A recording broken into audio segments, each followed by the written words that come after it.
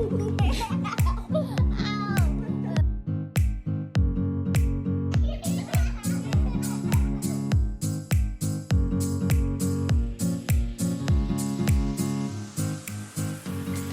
guys, Dr. Cho here again. Just wanted to pop on by and say hi again. I know a lot has changed since the last time that I've uploaded a video.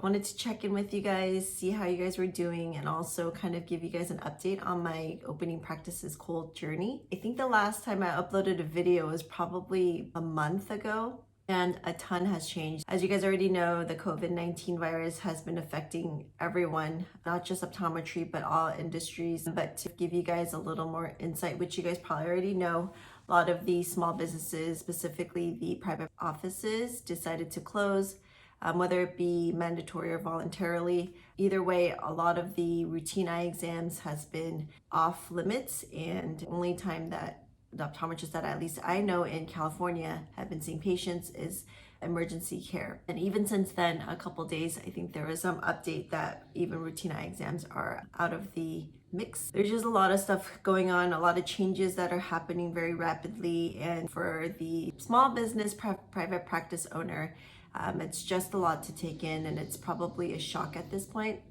I just want to empathize with you guys because it is very uncertain times and definitely unprecedented. And my heart really goes out to those offices that started cold and tried really hard to build it. Unexpected event comes in and pulls the rug under your feet. I want to encourage you guys to hang in there. Not that this kind of stuff happens often, but this kind of events sometimes does happen, and we have to adapt to the circumstance and get better and get more creative. And so I think that's the fun part about this part of the business. Whatever gets thrown at you, up to you if you want to react and be proactive, or if you just want to lie down and just let it happen. For me, I've always been the type to kind of take whatever came my way in a very passive manner and just kind of figure out, okay, well, logically, what's the next step that needs to take place for us to go overcome this hurdle?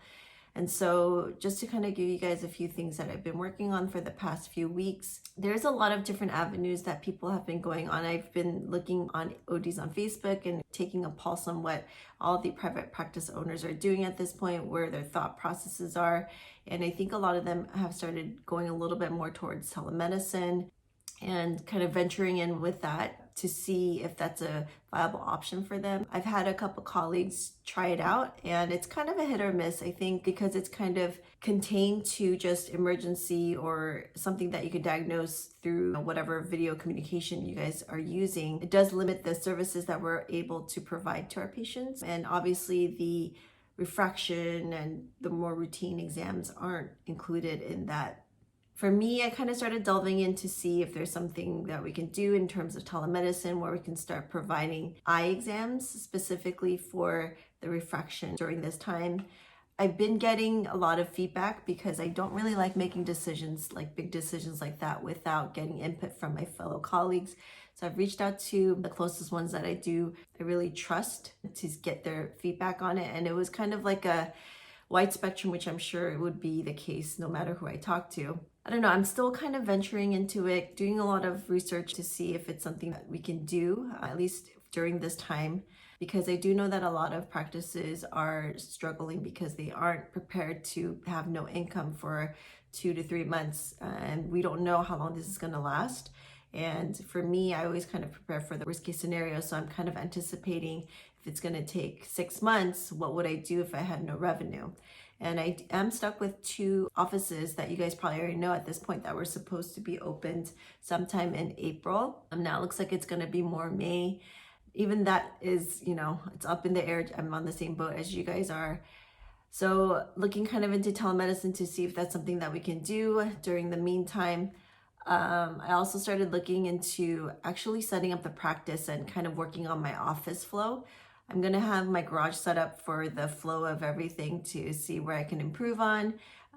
The office actually hasn't been built out yet, and so it's a nice time to kind of visualize everything. I'm seeing if the flow works, and also just everything small. Like, I don't know if you guys ever watched that movie with the McDonald's founder. I think it's called The Founder.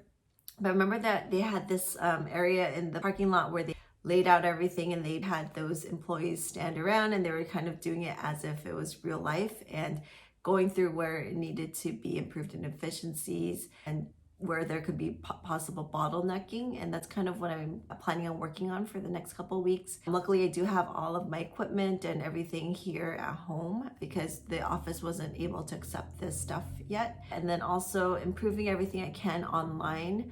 And I'm actually also considering transitioning a lot of the stuff onto an e-commerce / web store, just in case this does last more than a month or two, because I do feel like a lot of patients are at a position where they might need glasses or they might need contact lenses. And for me, I need to be able to keep up with private equity and all those bigger companies where they have everything on an e-commerce platform, so they're able to readily ship out or deliver stuff right away. That's another thing that I also looked into. I'm sure this crossed a lot of your guys' minds at one point or another, where it's like a mobile delivery of glasses. And I think the hard part is it's not just like a good that can be dropped off like in Amazon. It actually needs to be adjusted. It needs to be tested. The patient needs to make sure that they like the product before receiving it. And so there is a few more steps in that logistics which needs to be figured out. And so I've also been kind of looking into that, kind of like a mobile optical, just for the interim. And what else have I been looking into? There's a few other ideas, and I actually have a running list. I typically like to write down all my ideas, no matter how crazy it is, and then look at it maybe a day or two later, flush out the ones that are horrible right away, because sometimes you just get really crazy ideas that it should just be in the trash.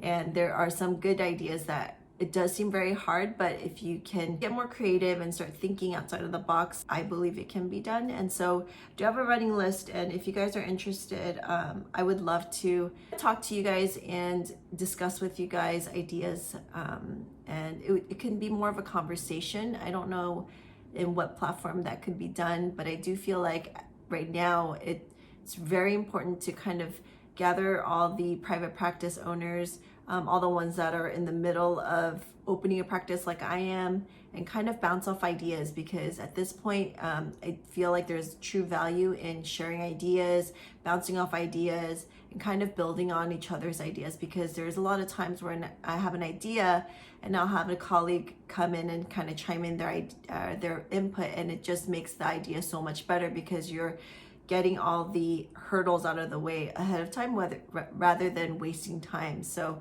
if you guys are interested in that, let me know. I can probably put up something on maybe Facebook or Google or Zoom or something like that, where we can just sit down and kind of talk. I would just love to hear your guys' thoughts and see how you guys are doing and get feedback, and see if you guys need sounding board. I love being a sounding board. Right now is best time to, because we have time anyways, and we're all stuck at home anyways.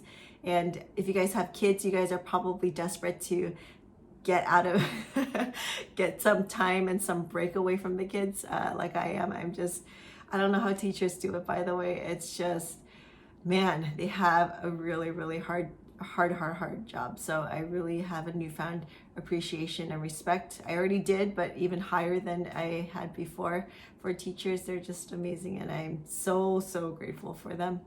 But if you guys are interested in being involved in something like that, just let me know. I'll go ahead and shoot out an email to you guys. So if you guys want to send me an email, I can put my email down here somewhere, and let me just organize something, and we can just all jump on a call, kind of bounce off ideas. Because I think when I do a lot of the forum reading on ODs on Facebook, it's good to hear one person's at a time, but it does take a long time to get to it. And then especially if you want to like bounce off an idea, you're not sure who's going to respond, because sometimes it can be, somebody that's feeling a little sassy, and then they give you this like comment, you're like, oh, I didn't need to hear that. That was not nice.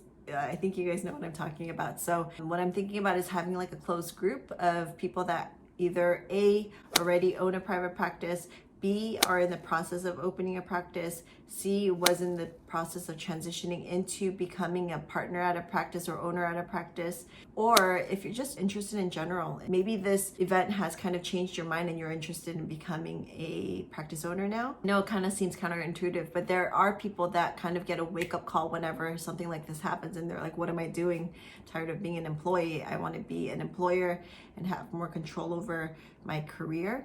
I think those 4 categories would be the perfect fit for this kind of form. And so let me know. Go ahead and email me your guys' email address and I'll go ahead and start getting to work in making a time that works for most people.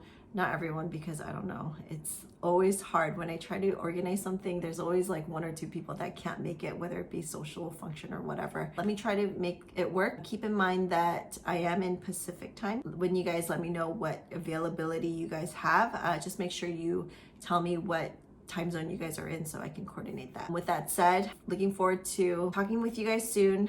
This is very off the cuff, like I wasn't even planning on hosting like a meeting thing. It just kind of became that, I guess. So let me know if you guys are interested. Go ahead and shoot me an email. I'll talk to you guys very soon. Thank you, and stay very safe. Make sure you guys are taking care of your health. Make sure that you guys are limiting the amount of time you guys are kind of stressed out and being really hard on yourself, especially if you're a parent, because I'm doing this for myself right now. I'm giving myself a lot of anxiety because I feel like the girls, because I have 2 girls, right? They're 8 and 5 years old, and I feel like they should be doing as much work as they would have been normally at school.